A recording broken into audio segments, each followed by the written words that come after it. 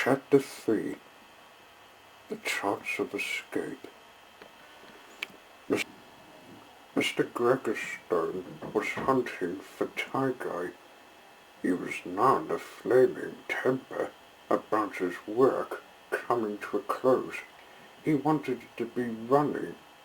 After all these years, his life was never happy. He didn't see Nightmare Moon spying on him and saying a spell that caught his attention. Bludderbrainer! At first, he didn't feel it, but he did. The headache he felt and was sent back to where he was working. She found the entrance. He's been sent back to the harbour. You two may have to make your escape while he recovers from his headache. Person Tigy agreed. As she vanished, they set off to the secret line to get to Tasman Sodor.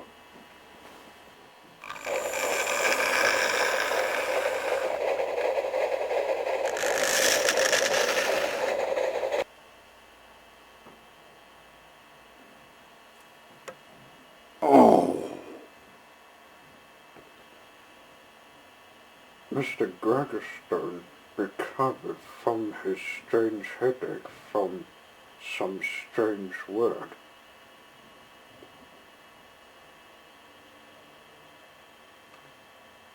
He found himself in the empty harbour, which was shut down.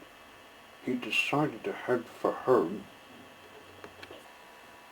but his mind was still on Tigy, the lost tram engine he'd lost.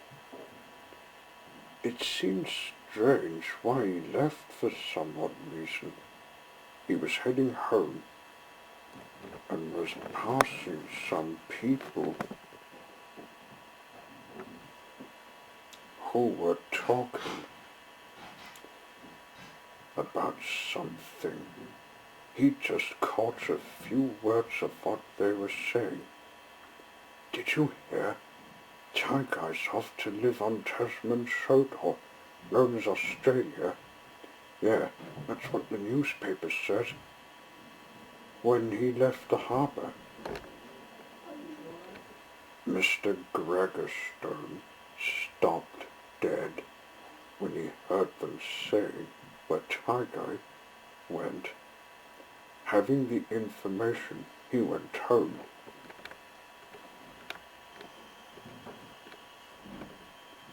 He was about to go in the house to find the phone to dial the police phone number when he stopped himself. He went into a train of thought, thinking.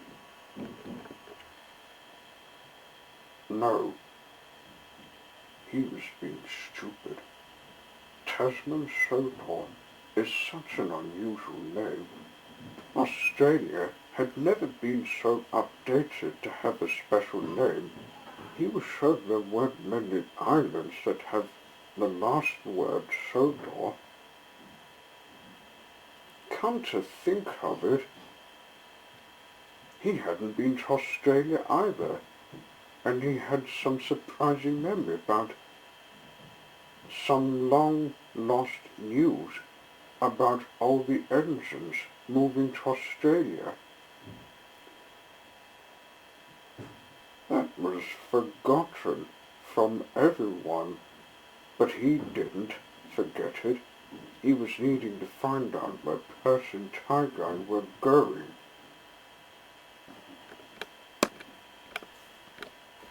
So he went to find his bike he brought a long time ago. Perhaps with luck he would get the harbour running again, but of course he couldn't do it without his wife. If he would get Tigy, he would give him a hard time, and maybe he captured Percy too.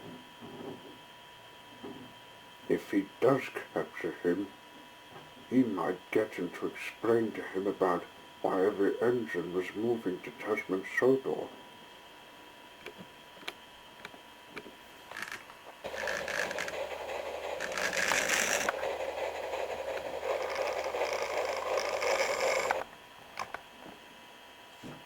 The two engines met at the entrance of the woods, where the line went through. It was where Tigy was to be taken. "We have to keep this entrance covered, Tigy, so we couldn't get found out," Percy explained. "But with Mr. Gregorstone after us, we'd best not let him invade Tasman Sodor. He'll make some report to the police, which is a second problem to us both. The real trouble is he has a mind of evil. He wants to be. I already told you he would scrap either two ways, Percy," said Tigy. "How do we escape without luring Mr. Gregorstone in this route?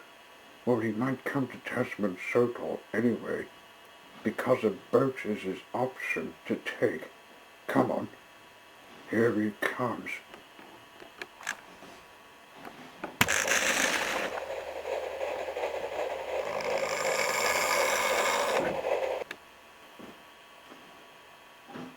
They went in the woods, covered up the entrance, and started running. Mr. Gregorstone came to the entrance of the forest. "Aha, so that's where they go," he smirked. He began to follow the line.